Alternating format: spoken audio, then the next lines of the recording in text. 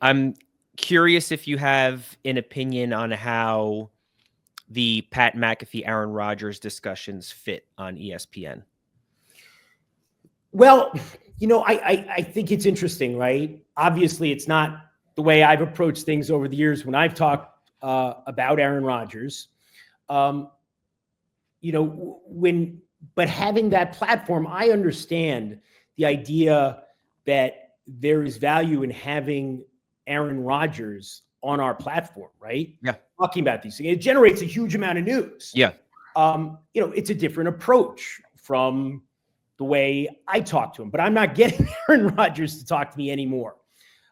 We once, that might have been a possibility, but things, it's just different, and I often think about this in terms of my career. I always approached it from an attitude like, these are the questions you have to ask. These are the topics you have to broach. These are the things that you can't let the person in the chair get out of the chair from without asking them and without following up on, right? And, I did an Aaron Rodgers profile back in whatever that was, right after he won the Super Bowl. So we spent a lot of time together. I went out to Milwaukee like the next year to host his charity dinner, that kind of stuff. So I know Aaron Rodgers, right? But in the course of the job that I'm doing over the years, there are times when you end up being critical, right? When you're talking about things. And I'm not saying that Pat doesn't cover that stuff. I think he does. I'm not the most avid viewer. The first time I saw the show was the show a couple of years ago when Aaron Rodgers basically said, I'm heading to the Jets. I remember sitting there watching that because I was doing like the Outside the Line segment or that day or the next day about Rodgers. So I needed to know what was going on. And I was just like, oh my God, he's sitting here. I think it was like 80 minutes. Aaron Rodgers just kept talking about what he was going to do. And I was like, this is insane. With all due respect, who has time to listen to Aaron Rodgers for 80 minutes? But I guess most of the world does, right? Because the views are huge. Yeah. But I've often thought about this, right? Like I always considered my role like the serious guy, asking the tough questions, asking the tough follow-ups. And, we've evolved to the point in the world of sports, right? Where the people who you want to talk to, they have options. They have different people to talk to. They have platforms where, they can say their piece. They're going to get asked questions, and it's a different temperature, right? It's a different temperature the way it was like sitting down with Larry King or sitting down with Mike Wallace, right? There's a difference. And you could say they both bring value in different ways. And again, I'm going back to guys who now, if they were alive, would be about 100. It's just a different way of doing things. And it's clearly working, right? I mean, yeah.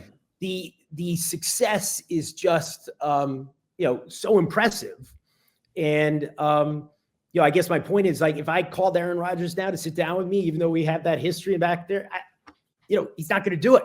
Yeah. And I had deep relationships with a lot of people that I covered over the years, but, eventually when, for whatever reason, they ran into some difficulties and they knew I was going to ask them difficult questions about it, they tended to be more reluctant to sit down again.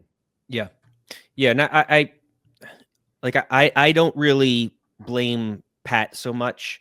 I think he has a way of conducting those interviews or conversations with Aaron Rodgers that he's established years before going to ESPN.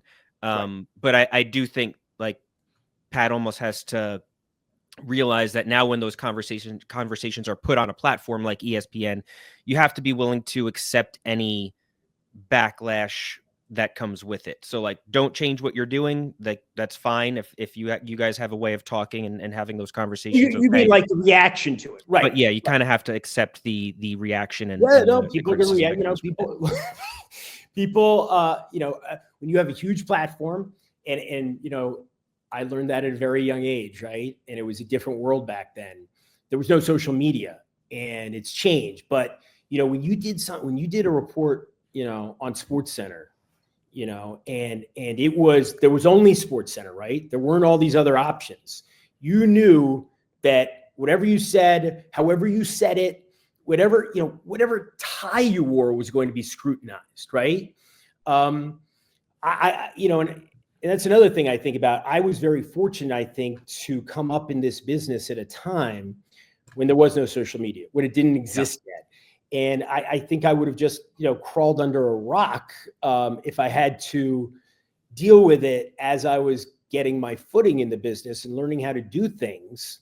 That constant feedback, I think it has a very adverse effect on people's mental health, for athletes, for people in the media. I think it can reinforce the wrong lessons. I mean, look, I'm sure, feedback is good, but kind of the mob mentality of social media, I don't think it's good.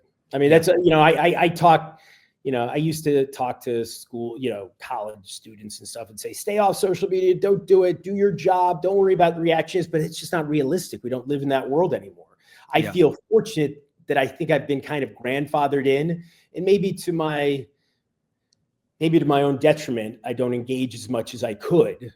I hardly engage at all. And maybe I should have figured out a way to be a social media influencer, somebody who has that presence. But I think it would just, I would advise against it. It's too late. It's definitely too late. But there was a moment in time, like when I got on Twitter in 2009, and some people were like, where it's like everything you do, every reaction, every game, all of that stuff. And then you could have built up, a bigger following. And then you think, well, maybe it was best that I didn't, because I'm not institutionalized, not yet.